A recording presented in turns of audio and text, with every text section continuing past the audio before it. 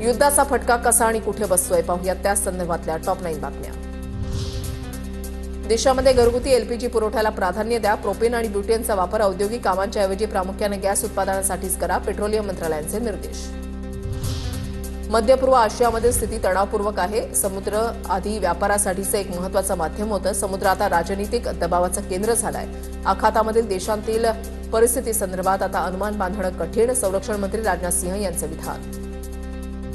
America Iran युद्धाचा पहिला झटका। पुण्यामध्ये व्यावसायिक गॅस पुरवठा बंद होण्याची शक्यता। नव्या ऑर्डर घेऊ नका। सरकारकडून शिक्रापूर आणि चाकण प्लांटमधील डीलर्सना आदेश। नागपूरसह सर्व विदर्भामध्ये 21 दिवसांच्या फरकानं घरगुती सिलेंडर मिळणार। व्यावसायिक सिलेंडरचे नवीन कनेक्शन देण्यासह डिस्काउंटही बंद। गॅस डीलरला इंडियन ऑइलकडून सूचना। नागपुरात गुरुवारपासून सीएनजीच्या दरामध्ये 10 रुपयांनी वाढ। अमेरिका इराण युद्धाचा मोठा फटका। शहरामध्ये 2 दिवसाआड एलपीजी गॅस टँकरचा पुरवठा। इराण अमेरिका युद्धाच्या कच्च्या तेलावर मोठा परिणाम। कच्च्या तेलाच्या किमतीमध्ये 8% जास्त वाढ। कच्च्या तेलाचा दर प्रति बॅरल $85 वर पोहोचला आहे।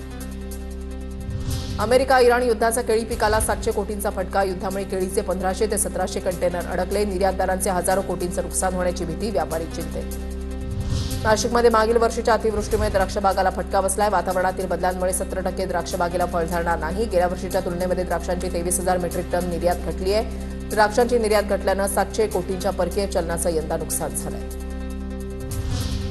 इराणनं ओमानमध्ये केलेल्या ड्रोन हल्ल्यामध्ये कांदिवलीच्या दीक्षित सोळंकीचा मृत्यू। 25 वर्षीय खलाशी दीक्षित सोळंकीच्या मृत्यूनं कुटुंबावर दुःखाचा डोंगर। युद्धासंदर्भातल्या घडामोडी टॉप 9 मधून पाहूया।